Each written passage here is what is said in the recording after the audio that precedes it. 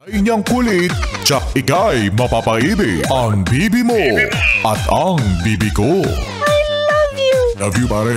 Bibo! Bibo!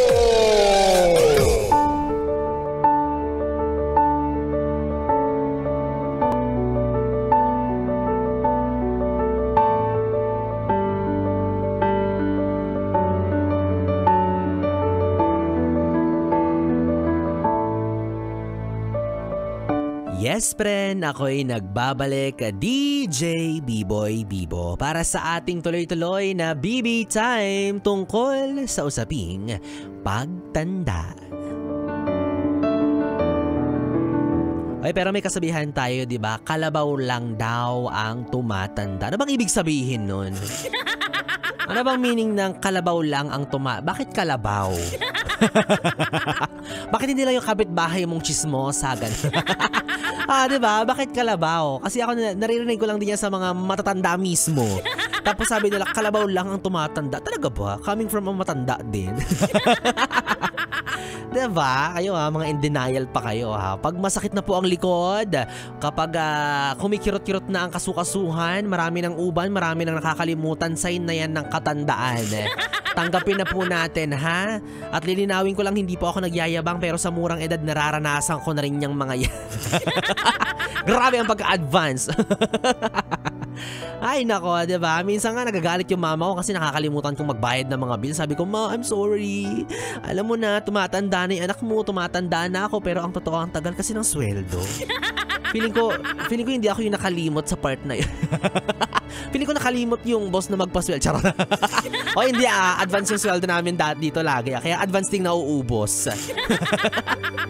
Ay nako, pero mga yes friend, alam nyo, napakaganda ng usapin natin ngayong gabi, no? Kung pwede lang tayong mag-extend ng 1 oras para pag-usapan yung pagtanda natin, yung evolution, yung cycle ng buhay natin, gagawin ko, di ba? Mai-discuss lang sa inyo ng mabuti tungkol yung sa kagandahan ng konsepto ng pagtanda, di ba? Kasi ngayong gabi, i-emphasize natin yung importansya ng paghantong mo sa ganyang edad.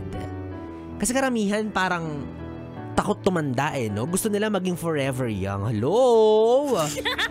Pwede ba yun? So gusto mo asarin yung mga apo mo pagtanda? Lola mo nag-get ready with me. Lola mo nag-i-skateboard. Ganon, forever young, diba? Pero aminin nyo mga yes friend, meron talaga tayong mga kakilala na wala nang gana tuwing birthday nila.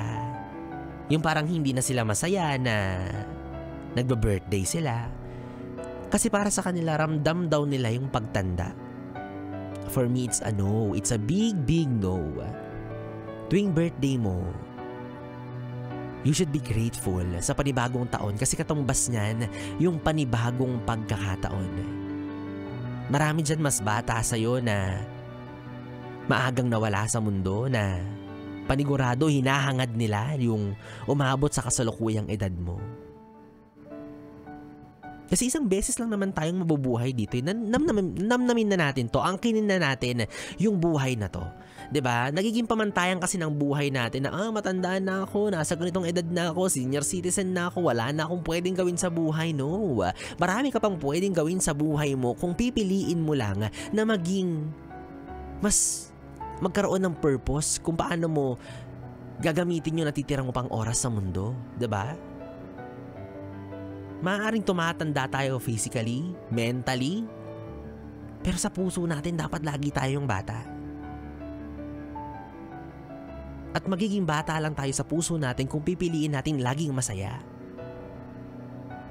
Although, sa paglipas ng panahon, hindi talaga makakaiwas na patanda ka ng patanda, parami din ng parami yung problema, pero siguro nasa perspective mo na lang yun. Kung paano mo siya titignan, kung sa anong anggulo mo siya pagmamasdan. 'Di ba? Tandaan mo, isa ang konsepto ng pagtanda sa pinakamagandang mangyayari sa buhay natin.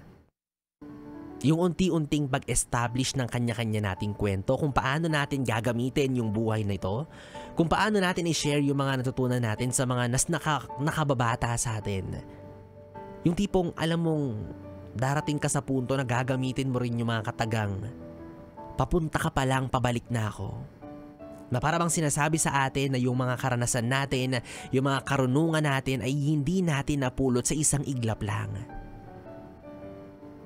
Kundi napulot natin along the way.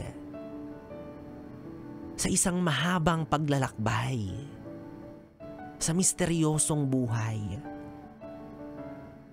Yung mga kaalaman, karunungan, karanasan, yan yung pinagsama-samang bagay o sangkap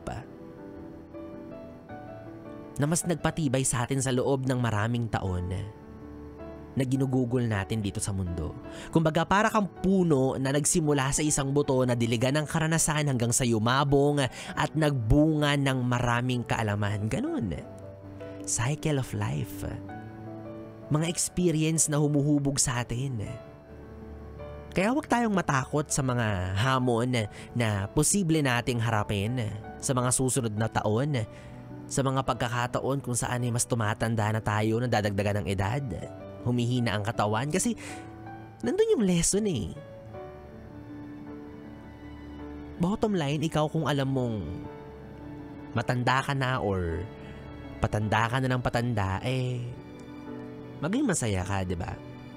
Yakapin mo yung pagkakataon kung nasaan ka. Kasi kahit papano,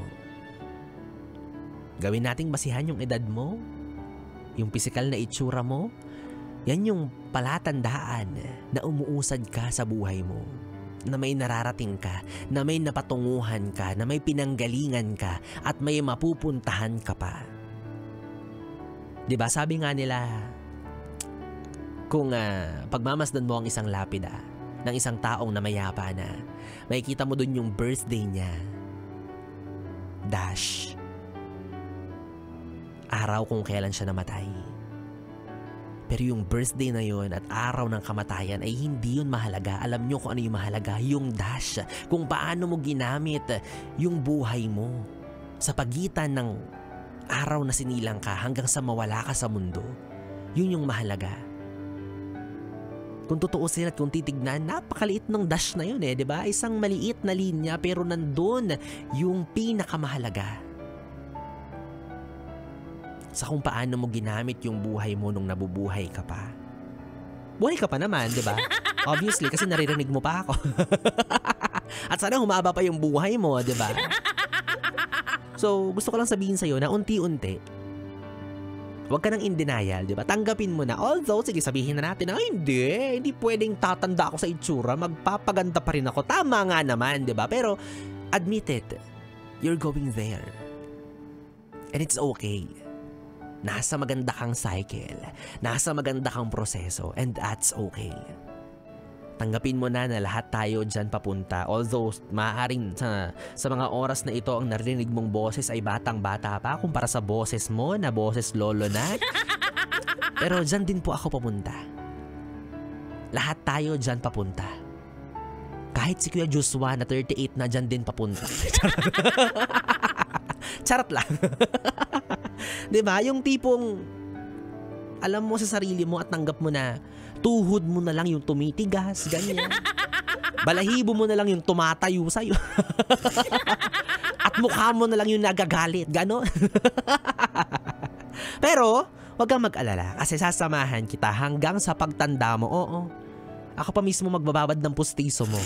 Wag ka lang malungkot, diba? At gaya ng maraming pangitain na tumatanda ka na, gaya ng pagiging makakalimutin o banin, kumukulubot na balat, wag kang mag-alala. Sasabihin kong to, tsaka kung uunat yang balat mo. Ay, ano yung sasabihin mo, Biboy Bibo? Oo na, dahil ito na ang hinihintay mong pamimigay ko ng papremyo ng tumataginting na 500 piso para sa ating...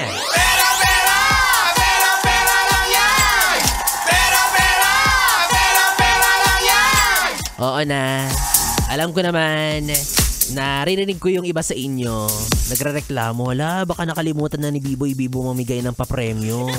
Ang dami niyang sinasabi sa ere, baka nakalimutan niya na mamigay ng pera. Alam ko yun, di pa ka makakalimutin. Oo, wag ka mag-alala, matalas po yung isip ko. Ano nga yung tanong ko kanina? Oo, magbigay ng sign na ikaw ay matanda na at mukhang marami na talaga ang matanda.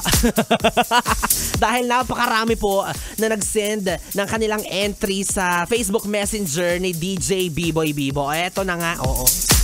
Dahil dyan, wag na nating patagalin pa. Hawak ko na po ang resulta at may mga nanalo na. Yes!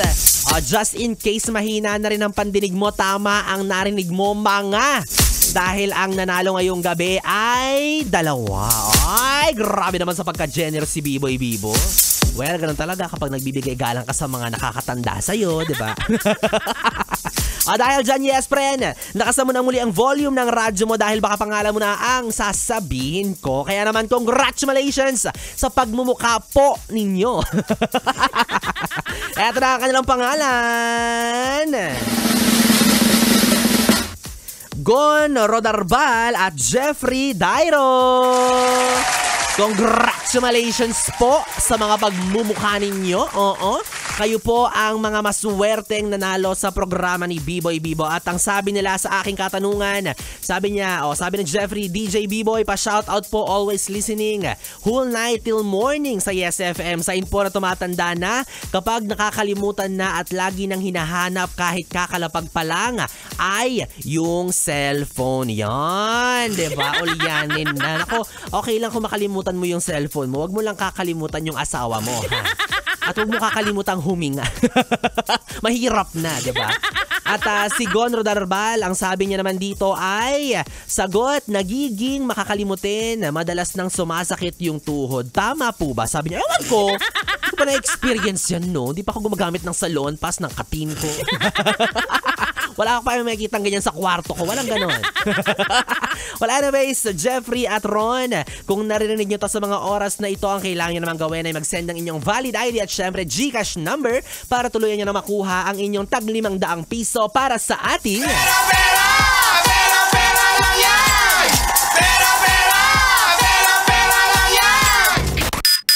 Well, anyways mga yes friend, 3 oras na BB time na naman ang ating pinagsamahan. Nakapiling nyo po ang DJ na mabilis bumayo.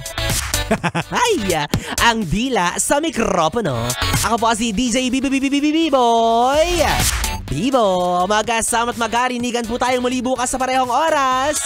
Dito pa rin at dito ka lang sa istasyong No Problem, ang 101.1 Yes FM. Solid. Good night, Bibi. Mwah, mwah.